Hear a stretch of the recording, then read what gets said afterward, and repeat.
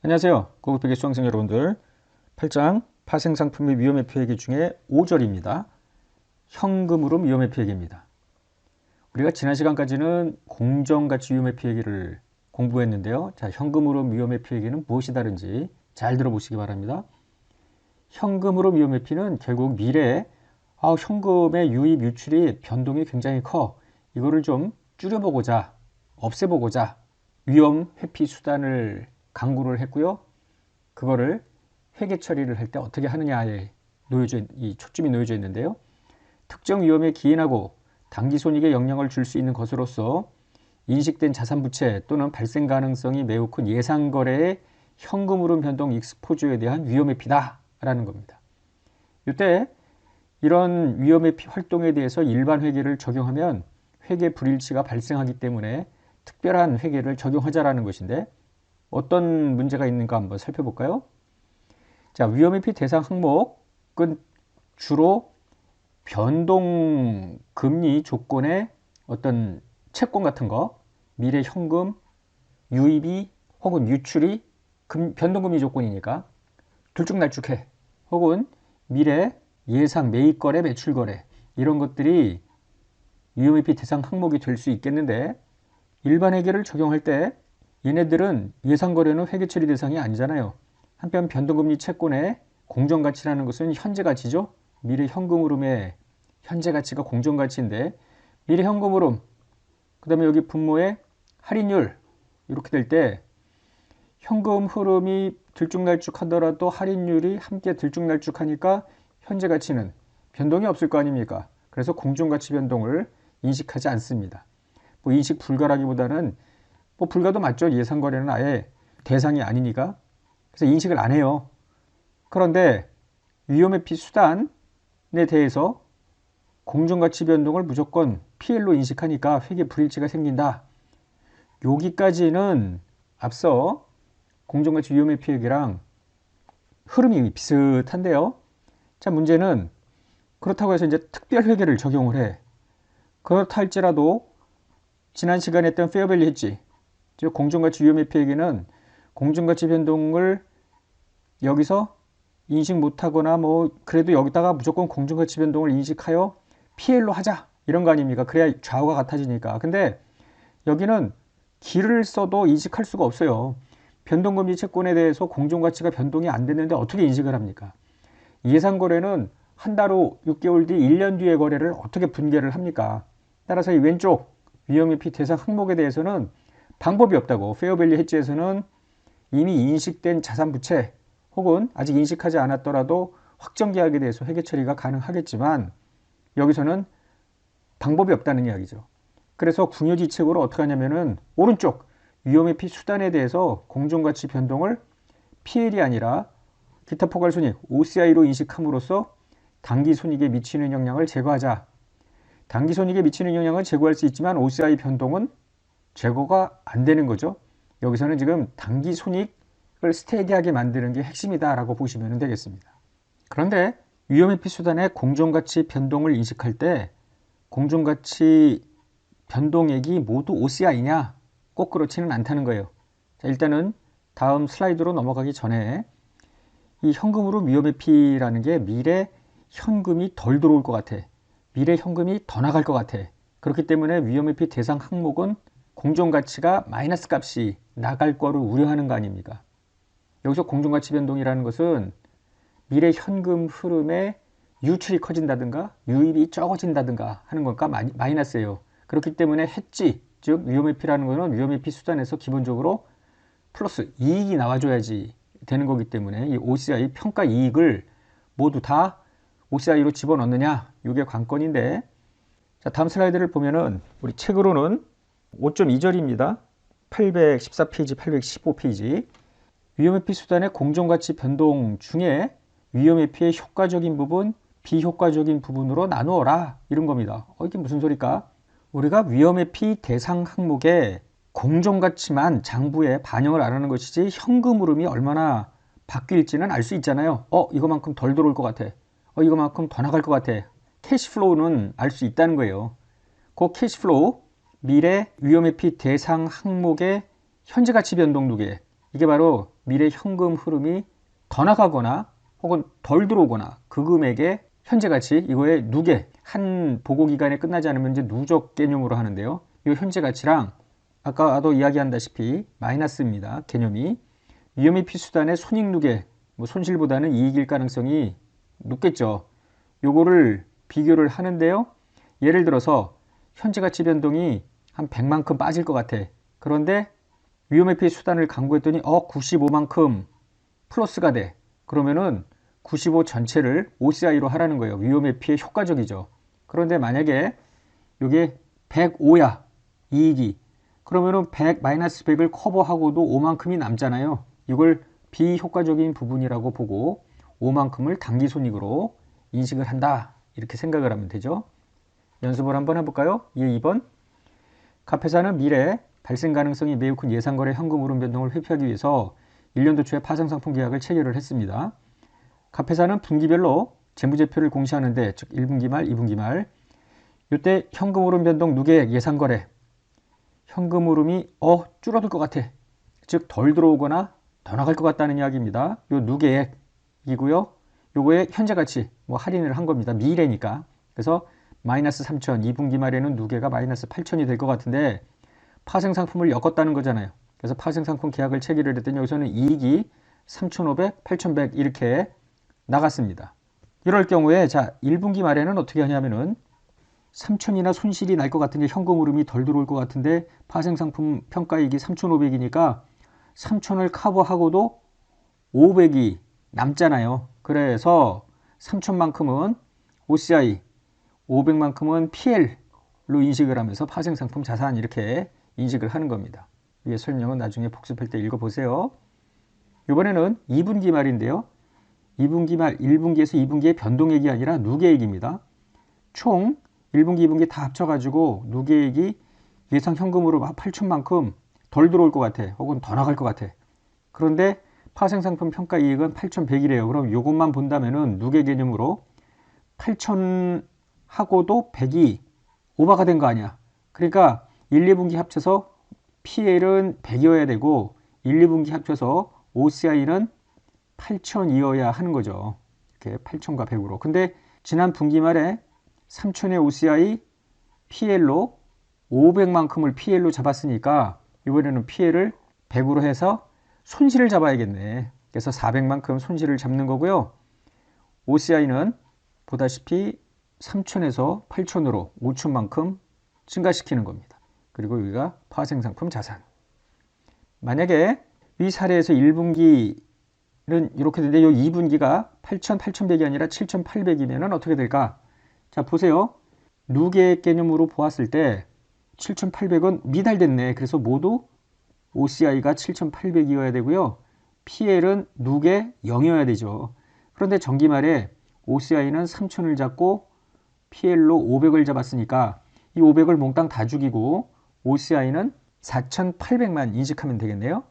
그래서 500 다 죽이고 4,800 여기가 파생상품 자산 이와 같이 되는 겁니다. 이해하셨습니까? 우리가 지난 시간에 했던 공정가치 위험회피에게는 위험회피 수단의 평가이익이나 평가손실을 모두 당기손익으로 했죠. 그래서 자, 예를 들어서 위험회피 대상에 대해서 100만큼의 손실이 나는데 위험회피 수단이 이거를 커버하고도 남았어. 110이야. 그러면 지난 시간에 했던 공정가치 위험회피에게 페어밸류 해지의 경우에는 이 대상이든 수단이든 모두 다 당기손익으로 인식을 한 거 아닙니까? 여기 손실, 여기 이익 해가지고 결국 순액으로는 10만큼 이익이 되게끔 오버했지. 마찬가지로 현금으로 위험회피도 그런 개념이라고 보면 돼요. 어차피 여기는 손실, 여기는 이익이면 퉁치고 초과분만 이익이 되니까. 그런데 언더헤지 때 문제가 되죠. 예를 들어 위험회피 수단의 이익이 90밖에 안 돼. 그러면은 공정가치 위험회피에게서는 마이너스 100 플러스 90이 다 당기순이익이니까 마이너스 10만큼의 당기순이익이 반영이 되는 반면에 현금으로 위험회피는 요 90 자체가 언더헤지이기 때문에 다 OCI로 들어가잖아요. 그러니까 오버헤지 부분만 당기순이익에 반영되는 반면에 공정가치 위험회피에게는 모두 다 당기순이익에 반영된다는 점이 차이점입니다. 조금 전에 예를 통해서 파생상품 평가 손익을 평가 이익이죠 주로 요거를 IFRS에서는 요 계정을 현금으로 위험회피 적립금이라는 계정을 사용합니다. 어쨌거나 OCI이기 때문에 이 OCI는 언젠가 얘를 죽여야 되는데요. 자, 어떻게 하느냐 하면은 후속 회계 처리입니다. 위험회피 대상 항목인 예상거래에 따라서 향후 비금융자산이나 비금융부채를 인식을 해. 혹은 비금융자산이나 비금융부채에 대한 예상거래가 공정가치 위험회피 회계를 적용하는 확정계약이 되는 경우, 이거를 먼저 이야기를 하면은 6개월 뒤에 뭐를 사야지, 팔아야지, 뭐 이런 생각을 하고 있는데 한 석 달이 지난 다음에 실제 매매계약을 체결할 수 있을 거 아닙니까? 예상거래는 확정계약으로 받게 마련이죠. 이런 경우에 어떻게 하느냐? 현금으로 위험회피 적립금을 제거하고 관련 자산, 부채를 최초 인식할 때 그 장부금액에 반영하는 겁니다. 이거를 베이시스 어저스먼트라고 하고요. 재분류 조정이 아니란 뜻은 이 OCI를 후속적으로 PL로 재분류한다, 이건 아니라는 이야기입니다. 이 이외의 경우에는 어떻게 하냐면은 위험회피 대상 거래인 예상 거래가 당기손익에 영향을 미치는 기간, 예를 들어서 매출 거래라면은 그 예상 매출이 생긴 때, 혹은 금융자산 같은 경우에는 이자 수익이나 이자 비용을 인식하는 기간에 이 OCI를 PL로 재분류하면 되는 겁니다. 한편 좀 전에도 이야기했다시피 이 OCI는 대변, 이익일 가능성이 높죠. 왜냐하면 현금 흐름이 생각보다 덜 들어오거나 더 나갈 걸 방지하기 위해서, 좀 회피하기 위해서 이 회피 수단을 강구하는 것이기 때문에 그런데요. 만에 하나 OCI가 차변이야, 현금 흐름 위험회피 적립금이 차손이야, 그리고 이 차손의 전부 일부가 미래기간에 회복이 안 될 것 같으면 그 금액을 즉시 당기손익으로 재분류하라는 겁니다. 흔하지는 않겠죠? 현금 흐름 위험회피 사례를 이제부터 몇 가지 예제를 통해서 풀어보겠습니다. 예상 매출 거래인데요. 예상 매출 거래에 일반 회계를 적용하면 예상 거래이기 때문에 아무런 회계 처리도 안 할 거 아니에요. 그럼에도 불구하고 이 예상 매출 거래의 현금 유입액이 적어질까봐 파생상품 계약을 체결을 하고 위험회피 관계를 지정을 했을 수 있잖아요. 위험회피 수단은 공정가치 변동을 당기손익으로 인식을 할 수 있는데, 그렇게 인식을 하면은 예상 매출 거래에 대해서는 아무런 회계 처리도 하지 않으니까 회계 불일치가 생기는 건 자명하잖아요. 이때 페어밸류 헤지는 어떻게 했어요? 위험회피 대상 항목을 공정가치 변동을 PL로 인식을 해서 매칭을 시켰는데 여기서는 그럴 방법이 없다고. 그래서 별 수 없이 위험회피 수단의 공정가치 변동을 OCI로 인식하는 겁니다. 다만 위험회피에 효과적이어야죠. 예지 요건 보겠습니다. 예상 매출 거래인데 갑회사는 알루미늄을 재련해서 판매하는 회사래요. 2년도 3월 말에 재련한 알루미늄 1000톤 제조원가는 톤당 1000원입니다. 그래서 전체 제조 금액은 100만 원인데 이걸 판매할 가능성이 매우 크대요. 얼마에 판매할까? 그런데 미래 판매 가격이 떨어지면은 꽝이잖아. 그래서 현금 유입액이 적어질 위험을 회피하기 위해서 다음과 같이 선물 매도 계약을 체결을 한 거예요. 미리 팔아버렸대. 계약 기간 10월 1일부터 3월 말까지고요. 재련한 알루미늄 1000톤을 톤당 1,500에 선 매도 계약을 체결을 한 겁니다. 이 선매도 계약의 경우에 선물 가격이 떨어지면 여기에서 이익이 나겠죠. 10월 1일 날 선물 가격은 1,500인데 석 달 뒤에 1,400. 예상대로 맞아요. 결국은 1,250까지 떨어지네. 현물 가격은 여기에 나와 있고요. 물음 1번 1년도 10월 1일, 12월 말일, 다음 년도 3월 말일 쭉 회계 처리를 해보자 라는 겁니다. 그러면 자, 10월 1일에는 예상 매출 거래에 대해서 이거 어떻게 하지? 계약만 체결을 한 거예요. 선매도 계약을. 선매도 계약은 권리와 의무가 동시에 생기지만 순공정 가치가 0이기 때문에 회계 처리가 없다는 것은 앞에서도 계속 이야기했습니다. 자, 1년도 12월 말에 가보자고요. 알루미늄 공정 가치는 얼마로 바뀌었느냐 하면은 앞에 다시 자료로 가볼까요? 알루미늄은 1,510원에서 1,405원으로 떨어졌어요. 따라서 이대로 가다가는 현금을 10만 5천 원만큼 캐시 인플로우가 적어질 것 같다라는 이야기 아닙니까? 근데 파생 상품에서 아까도 잠깐 보았습니다만은 선매도 계약의 선물 가격이 100원 높아졌잖아요. 따라서 1,500원과 1,400원의 차이, 이게 1,000톤 곱한 것만큼 평가 이익이 생깁니다. 평가 이익, 요 변동 누계액하고 퉁쳤을 때 언더헤지죠. 뭐 오버되는 거는 없습니다. 따라서 이 전체를 다 OCI로 인식하고 파생상품 자산을 인식합니다. 3월 말이 되면은 요 예상거래에 대해서 1250원만큼 가격이 떨어지죠. 1510원에서. 그래서 예상 현금흐름 변동 누계액, 요 공정가치 변동 누계액이죠. 요 1250원과 1510원의 차이가 마이너스 26만 원이고요. 파생상품은 1500원에 미리 매도했는데 결국 1250원이니까 톤당 250원만큼 이익이네. 그래서 전체 누계액은 25만인데 충분히 커버하는데 오버된 건 아니죠. 그래서 25만 원이 요거에 미달되니까 누계액, OCI 누계액은 25만 원이 되어야 합니다. 그런데 연도 말에 10만 원만큼 OCI를 잡아놨으니 15만 원만큼 더 인식하면 되겠네. 그래서 파생상품 자산 이렇게 해놓고 파생상품 자산만큼 파생상품에서 정산하면서 현찰이 들어오겠죠. 한편 OCI 인식 누계액이 25만 원인데 얘를 죽이면서 단기 이익으로 대체합니다. 왜냐? 이게 자산을 취득하는 게 아니라 매출 거래이기 때문에 예상 매출 거래 시에 전부 PL로 되돌리기로 했죠. 이게 매출과 매출원가 인식 일반 회계입니다. 여기까지가. 물음 2번인데요. 1년도 12월 말 현물 가격이 1,405원이 아니라 1,430원이면 어떻게 되느냐? 즉, 요 금액이 1,430원이면 어떻게 되느냐라는 거예요. 그러면은 요 예상 현금흐름 변동 누계액은 1,430원에서 1,510원의 차이 마이너스 8만입니다. 그런데 파생상품 평가손익은 좀 전에 보았듯이 10만 원이기 때문에 2만 원만큼 오보네. 그래서 8만 원만 OCI, 나머지가 PL입니다. 이후에 회계 처리는 앞서 했던 거하고 크게 다르진 않습니다. 누계액 개념으로 잡는 것이기 때문에 여러분들이 복습하면서 살펴보기 바랍니다. 이번에는 예상 매입 거래입니다. 일반적인 회계를 적용하면은 예상 거래에 대해서 아무런 회계 처리도 안 하잖아요. 그럼에도 불구하고 매입 거래 시에 나갈 돈이 많아질 것 같아.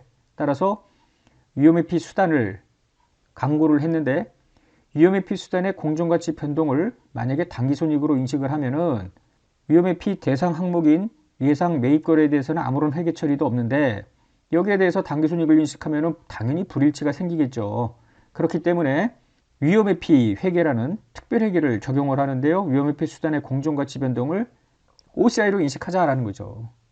그런데 OCI는 좀 전에 보았던 예상 매출 거래와 달리 매출하는 게 아니라 자산을 사는 거니까 따라서 자산 최초 인식 금액에다가 반영하는 겁니다. 즉 베이시스 어저스먼트라고 하는데 최초 인식 금액을 늘리거나 줄이거나 이렇게 되겠죠. 대부분이 OCI가 대변 잔액일 거 아닙니까? 이익이니까. 그래서 이게 차변으로 오기 때문에 자산의 최초 인식 금액은 그것만큼 줄어들 가능성이 높죠. 예제를 볼까요? 7번 예상 매입 거래인데 갑회사는 구리를 재련 판매하는 회사래요. 2년도 3월 1일에 구리 1000톤을 매입할 가능성이 매우 크대. 지금 당장 할 건 아니고 내년 3월 말에는 매입해야 되는데 거의 매입할 거야. 이런 얘기입니다. 구리의 예상 매입 거래에서 발생할 현금흐름 변동 위험을 회피하기 위해서 즉 생각지도 못하게 돈이 많이 나갈 것 같다. 뭐 그거죠. 다음과 같은 조건에 선 매수 계약을 체결을 한 거예요. 선물 매수 계약을 체결을 하면은 미리 미래에 나갈 현금을 픽스 시킬 수 있죠. 1000톤을 톤당 1000원에 매수하기로. 그러니까 미래에 나갈 현금 흐름을 100만 원으로 픽스 시키는 조치를 한 거예요. 자, 현물 가격을 보니까 980원인데 선물 가격은 1000원. 생각과 같이 현물 가격 계속 오르고요. 선물 가격도 이제 올랐습니다. 자, 이런 경우에 이제 회계 처리를 해보는 건데요. 다 해보자 이런 거예요. 그러면 먼저 10월 1일에는 당연히 회계 처리는 없고요.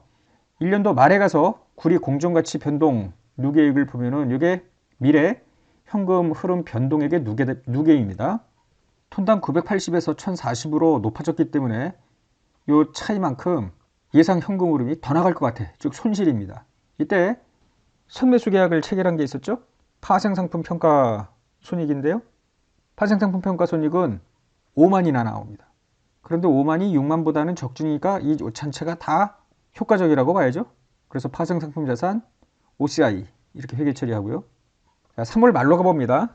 결국은 1070원까지 구리 가격이 높아졌어요. 요 차이만큼이 예상 매입 거래 현금으로 변동 누계액이죠. 파생상품 평가손익 누계액은 7만입니다.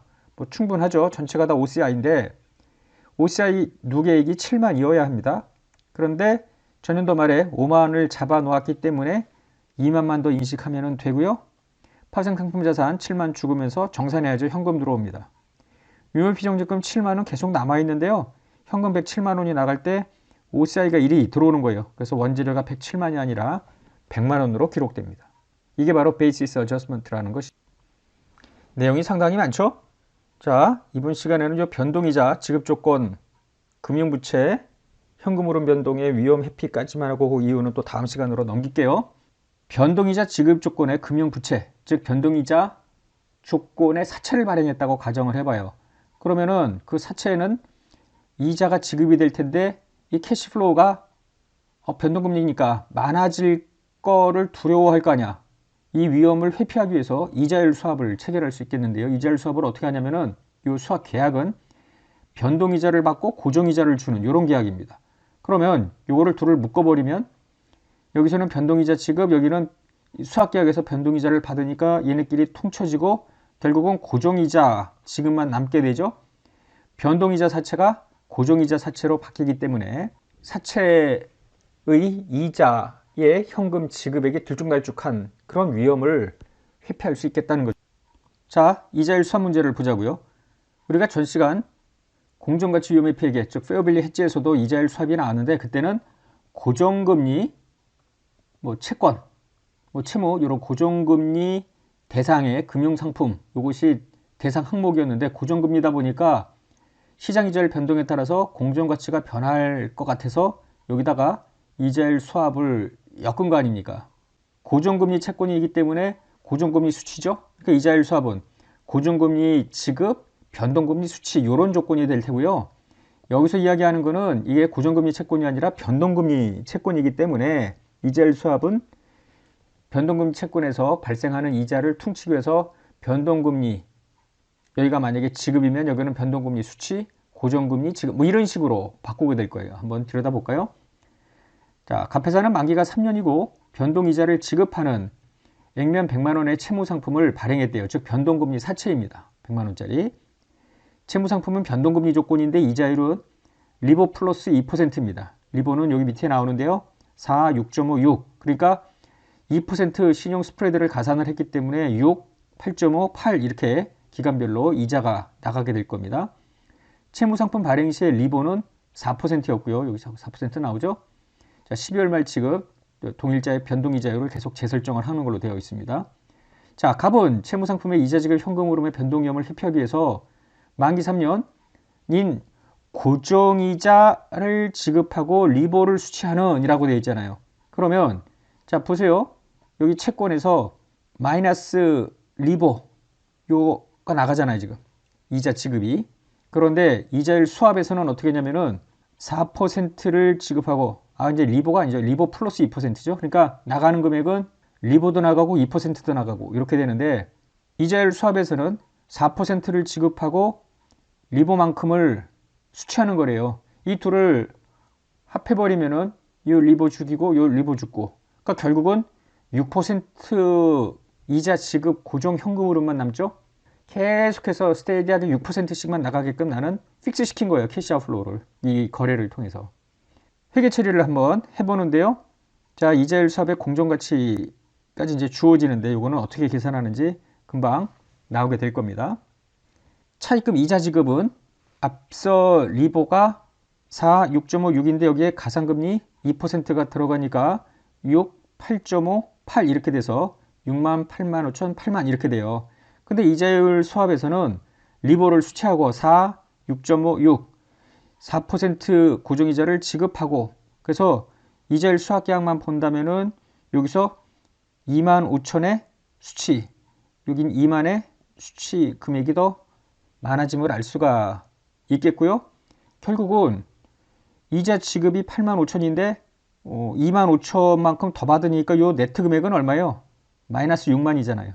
여기는 8만의 이자가 나가는데 이자율 수합에서 2만 원을 더 받으니까 요 둘을 합치면 결국 마이너스 6만. 똑같네. 여기 1년도 말, 2년도 말, 3년도 말 이 둘을 합쳐보니까 변동금리가 어떻게 바뀌든 상관없이 나가는 이자는 6만씩 같아지잖아요. 이자율 수합을 덧붙이니까. 이런 개념입니다. 이런 이자 현금 흐름을, 현금 유출을 이렇게 고정을 6%로 픽스 시켰는데요. 이런 위험관리 활동을 이제 재무제표에 어떻게 반영하느냐, 이게 관건이죠. 참고로 앞에 이자율 수합 공정가치가 나와 있었는데요. 지금 1년도 말에는 44277, 2년도 말에는 18519 이와 같이 되어 있는데 이것도 계산 가능하죠.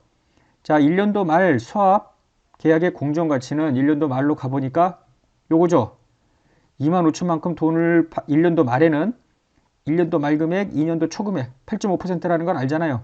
25,000씩 두 번 더 나갈 걸로. 여기까지는 예상이 안 되는 거니까 매년 초에 재설정하는 거죠.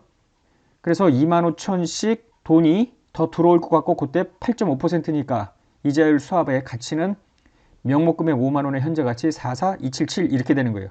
근데 2년도 말로 가보면 2년도 말 현재 이자율 수합은 2년도 말이면 요 순간인데 요 다음 현금 흐름은 2만이 더 들어올 거를 알고 있는 거 아닙니까? 이때 재설정된 이자율은 8%이고 따라서 2만에 8% 디스카운트한 금액이 18519 이렇게 나오는 거예요. 한편 이 당시 이때 채무상품의 공정가치를 계산을 해보면은 요 분자의 캐시플로우가 바뀌면서 분모의 할인율도 같이 바뀌니까 변동되지 않는 거예요. 그래서 공정가치는 안 변한다 라는 겁니다. 더 나아가서 위험의 피적립금 개념인데요. 1년도 말에는 이자율 수합, 이게 위험의 피 수단의 공정가치 평가 이익아니에요. 44277만큼 OCI를 인식을 해요. 이것도 나중에 이제 OCI 금액이 될 텐데 44277만큼 올라갑니다. 그런데 이 OCI는 금융상품과 관련된 건 이자 수익, 이자 비용 인식할 때마다 관련되는 금액만큼 계속 죽여버리기로 한 거예요. 그래서 자, 유의절법을 적용하는데요.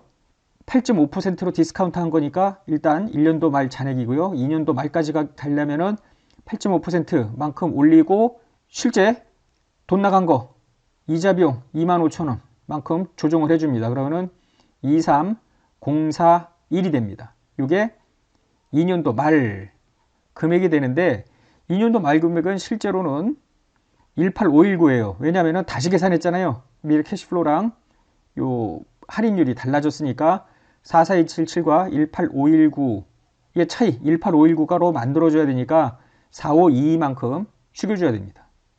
그리고 나서 다시 18519에 새로운 할인율을 곱해서 더해주고 돈 나간 것만큼 빼주면 짝 0이 돼버립니다. 이걸 미리 만들어 놓고 이후에 분기에다가 이를 반영하는 거예요.